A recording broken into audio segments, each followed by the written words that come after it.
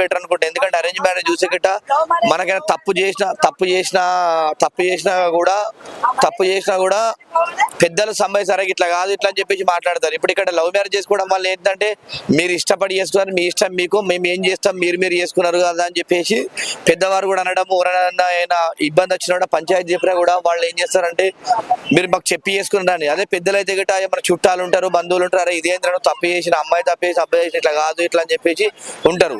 ఇప్పుడు love marriage చేసుకున్న తర్వాత అసలు కొన్ని సందర్భాలు చూస్తే విడాకులు లేకుండా అసలు ఇద్దరు అండర్స్టాండింగ్ తో విడిపోతున్నారు. అసలు 8-9 సంవత్సరాలు అంటారు, సహజీవనం చేస్తారు, కలిసిమెలిసి ఉంటారు, అన్ని చేస్తారు, విడిపోతారు. కంపల్సరీ దేనికైనా కూడా అరేంజ్ మ్యారేజ్ చేసుకుంటే బెటర్ అని చెప్పి నేను తెలియజేస్తున్నా. అంటే ఇప్పుడు బయట గర్ల్స్ కానీ బాయ్స్ కానీ ఎట్లయిపోయారంటే లివింగ్ రిలేషన్షిప్ ఎక్కువైపోయింది. అవును, ఫస్ట్ కలిసి ఉందాం, సెట్ అయితే పెళ్లి చేసుకోవడం, లేదంటే విడిపోదాం.